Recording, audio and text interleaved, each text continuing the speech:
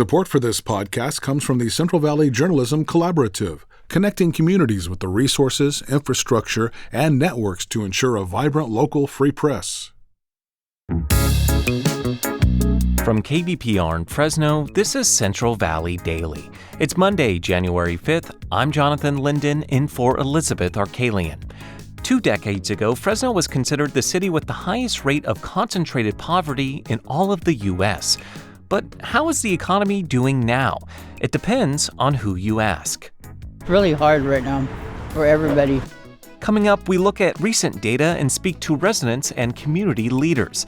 That story in just a moment. Support for Central Valley Daily comes from the Osher Lifelong Learning Institute at Fresno State, providing short courses and activities for everyone 50 and better. Spring semester registration begins January 14th. More info available at fresnostate.edu/OLLI, the Osher Lifelong Learning Institute, where learning never ends. And now to our feature story. In 2005, a national report revealed that the U.S. city with the highest rate of concentrated poverty was Fresno. Now, 20 years later, we wondered, have those economic conditions changed at all? KVPR reporter Israel Cardona Hernandez spoke with residents who are still struggling to make ends meet, but also with some organizations working to turn the tide. Israel brings us this report, followed by a conversation with Central Valley Daily host Elizabeth Arkalian. Jonas Paulos is an advocate for homeless veterans. That's partly because he himself was homeless as a child in his home country of Ethiopia. I never forgot how horrible it felt to be homeless at age 7. He later moved to Fresno, where he lived for 40 years, but he was still homeless off and on, even up until last summer. I experienced homelessness myself due to a lot of things, due to literally to my mental health breakdown. But this last one is I divorced my wife in April, and so I had to leave. I had 60 days, Welcome. Hi, how's it going? Now, after a long time, he finally has a place he can call home. That's where he composes poetry and sometimes pulls out his bongo drums. However, his new place is not in his hometown, but instead an hour south, in Kingsburg. That's because Fresno is simply too expensive. How would you describe the economic situation? Oh my goodness, I would say terrible. Seriously terrible. That's despite indications that the city's economy is improving. In 2005, the nonprofit Brookings Institution revealed that Fresno contained the most concentrated poverty of any U.S. city. That means it had a high concentration of census tracts where at least 40% of residents live at or below the poverty line. This report shocked city leaders, especially Ashley Swearingen. At the time, she was leading an economic development office at Fresno State. It was like a sucker punch that our concentration of poverty and the racial segregation of our city was that bad. She says this report was a big reason she ran for mayor a few years later. And after she won, it influenced her 8 years in office. It was the first time I really saw so concretely that our neighborhoods, are such a huge driver in whether or not a person has access to economic opportunity. Now, she leads the nonprofit Central Valley Community Foundation. It aims to create jobs and economic opportunity. And recently, data from her organization show Fresno's concentrated poverty has dropped by 68%. I fell off my couch when I saw that in the draft numbers. Yet, even with this progress, for many, Fresno still hardly feels like a prosperous city. A KVPR survey revealed many residents feel the city's economy has stayed the same in the past 20 years or even gotten worse due to rising costs of housing and utilities and wages that aren't keeping up. All of that can make any progress feel like nothing is changing. On a recent morning, hundreds of people were lined up at a food drive at a park in downtown Fresno. Like Maria Benitez. Para mí no ha mejorado nada. For me, nothing has improved. she says. Anthony Lopez agrees. Oh, extremely worse, sir. And there's Karina Sanchez. Really hard right now for everybody. But organizations across the city are working to combat these problems, like Martin Park, the nonprofit hosting this food drive.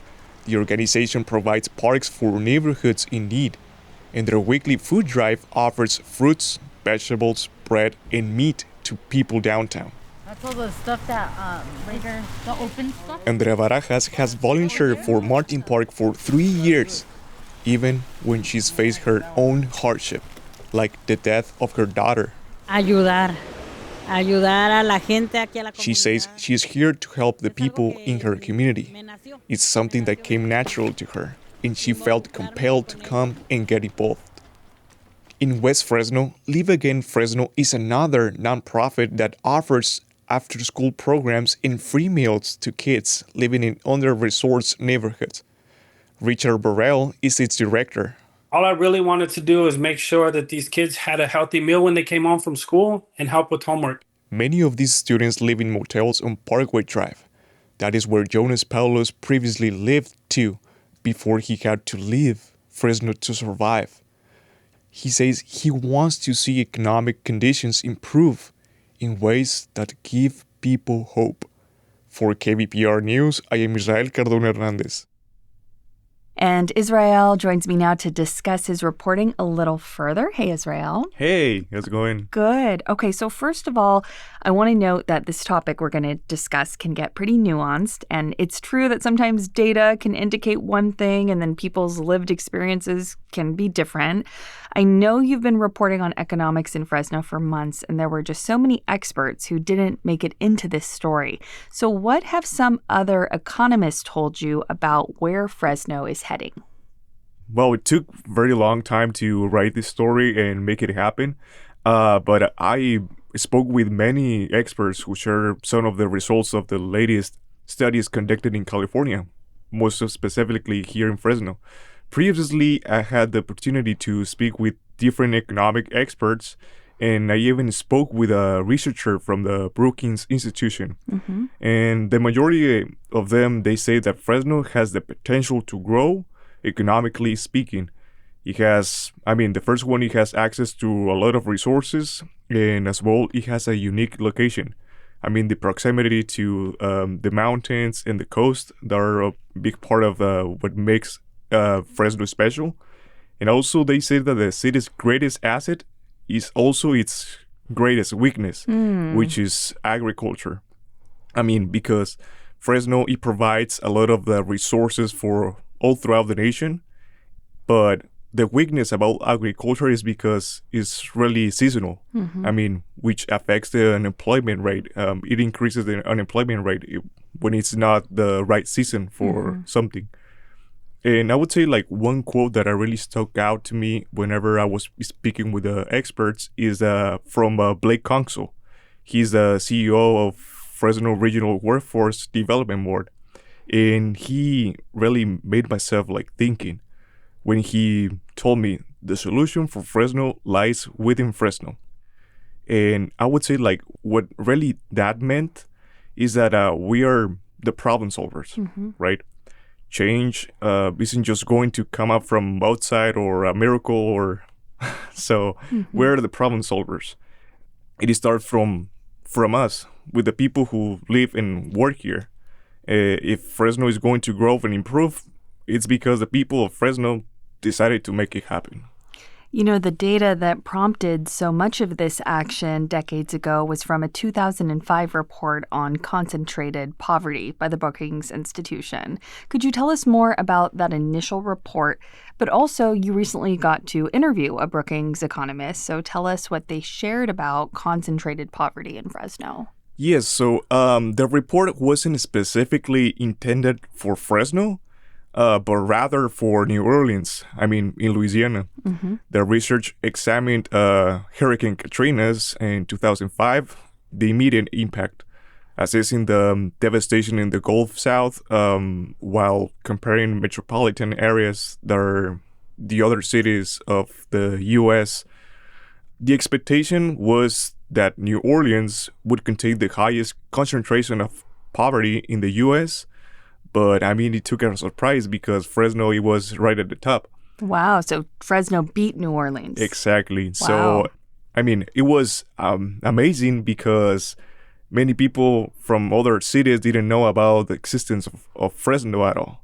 So, I mean, the researcher that I interviewed, Glenn Haskins, told me that the more recent data from the Brookings Institution and from other organizations has shown that the Fresno's economy has been much healthier than the past 2 decades, referencing that the wages of people who do not have a university degree have been increasing.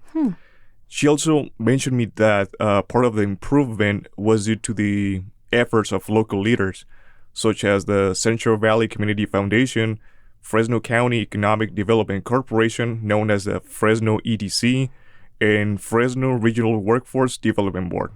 And just a note for listeners, the Central Valley Community Foundation is a financial sponsor of KVPR, but that did not impact the reporting that you did, Israel. Okay, in the story, you also mention a KVPR survey, which many of our listeners might remember hearing promos of that over our broadcast. Over 24 people filled out this questionnaire for us. What were some of the things that you learned hearing feedback from people in the community?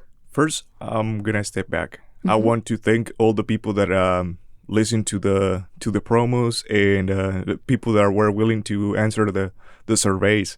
So they were the ones that really made this story possible, right?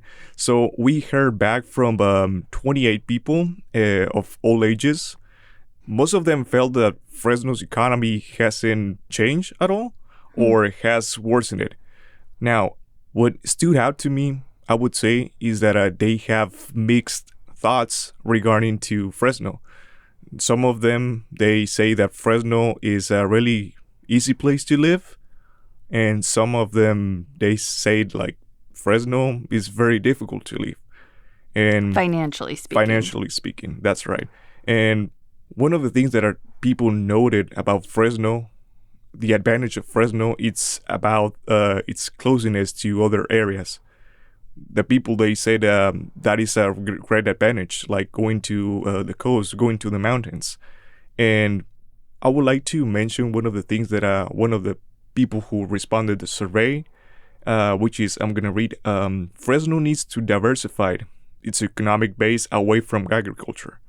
So that really made clear that, okay, agriculture is good, but we need to, step out of that kind of field. And I would say that almost everyone who responded mentioned the same major economic burdens that I talk about in the story. Housing costs and utilities are top of the list, but many also mentioned basic expenses like groceries, childcare expenses, and also how tough it is to find a job. KVPR reporter Israel Cardona Hernandez, thank you so much for joining me and speaking about your reporting. Thank you for having me.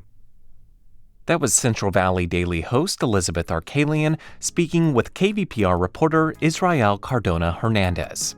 And that's today's show. Today's episode was produced by Israel Cardona Hernandez, Carrie Klein, and me, Jonathan Linden, with support from the Central Valley Journalism Collaborative. I'm Jonathan Linden. You can find the latest local news anytime at kvpr.org.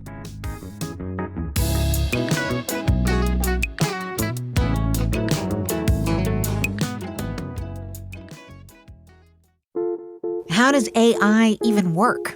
Where does creativity come from? What's the secret to living longer?